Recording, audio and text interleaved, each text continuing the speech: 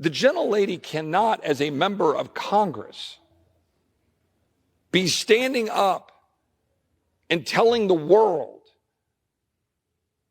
that what we saw unfold in attacking Israel is justified. We can't.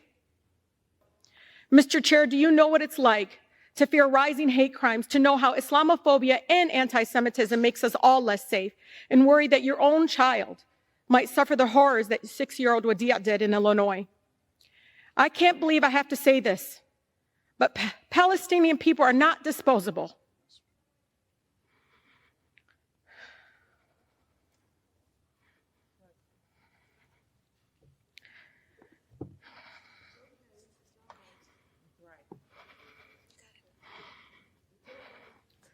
We are human beings,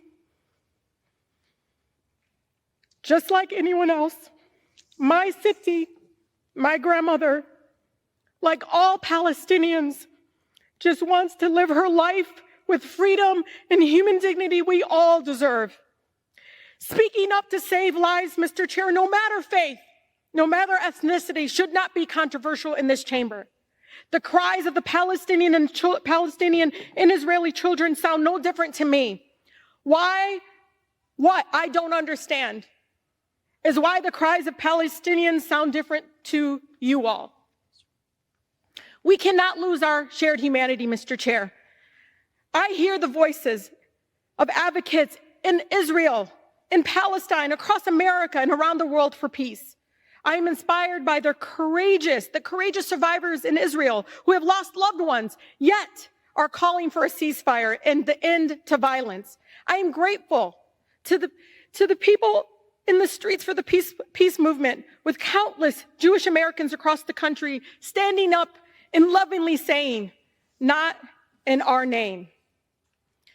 We will continue to call for a ceasefire, Mr. Chair, for the immediate delivery of critical humanitarian aid to Gaza, for the release of all hostages and those arbitrarily detained, and for every American to come home. We will continue to work for a real lasting peace that upholds human rights and dignity of all people, and centers in peaceful coexistence between Israelis and Palestinians, and censures no one, and ensures that no person, no child has to suffer or live in fear of violence. 71% of Michigan Democrats support a ceasefire. So you can try to censure me, but you can't silence their voices. I urge my colleagues to join with the majority of Americans and support a ceasefire now to save as many lives as possible. President Biden must listen to and represent all of us, not just some of us. I urge the president to have the courage to call for a ceasefire and the end of killings. Thank you, and I yield. Gentlelady yields back. Gentleman from Maryland reserves. Gentleman from Georgia is recognized. If this was about calling for a ceasefire, we would not have these proceedings. I was wrong, by the way, when I said that it must have taken a long time to find somebody who hadn't voted for censorship from the other side of the aisle. You didn't find it. The gentleman from the other side of the aisle actually did vote for censorship on a First Amendment right. So I find it rather funny. We just researched it, and unless my sources are wrong, the vast majority of the other side of the aisle actually voted for censorship based on a First Amendment right. I wanted to also say that my heart goes out to the Palestinian people. It truly does. Especially those people that were bombed in the hospital, which my colleague knows wasn't from the Israelis. And yet, the statement is contrary to that, even though our intel was very clear, as was our president, very clear. That's what this debate is about. With that, I yield 4 minutes to the gentleman from Texas, Mr. Roy. Gentleman from Texas is recognized for 4 minutes. I thank the gentleman from Georgia for his time.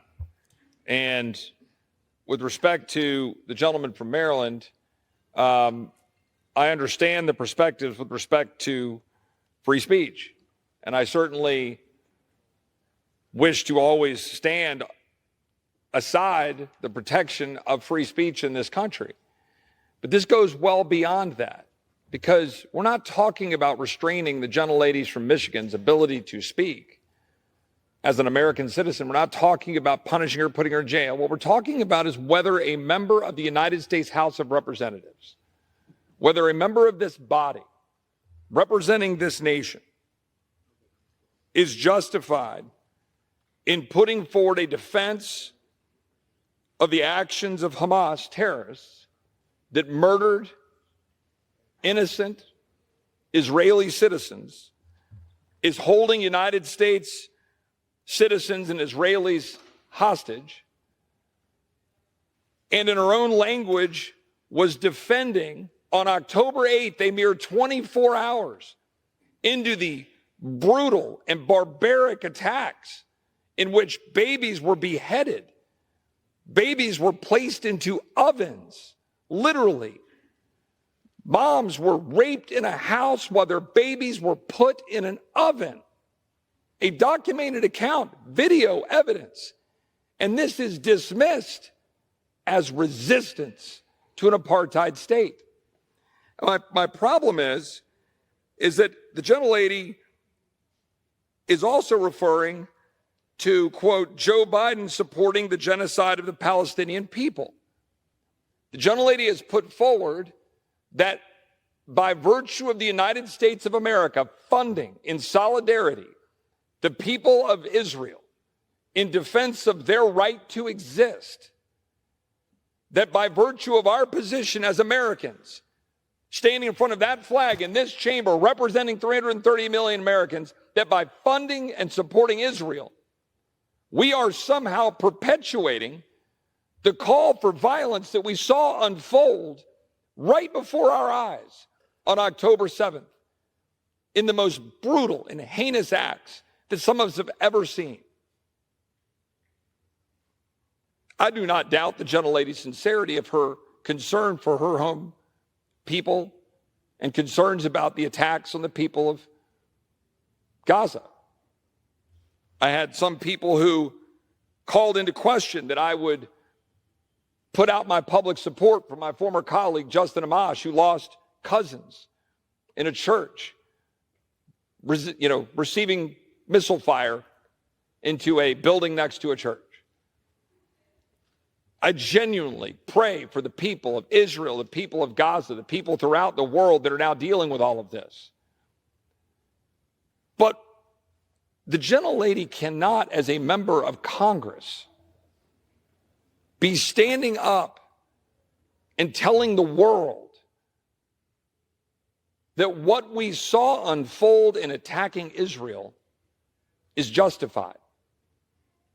We can't. Free speech matters. I have grave concern right now about where this institution is going with respect to censures. I voted against the censure last week because I thought it had drafting problems, and I thought it had significant concerns it raised. I believe the work that was done by my friend from Georgia here put forward a resolution that is worthy of support. And so I support the resolution and believe that we should pass it.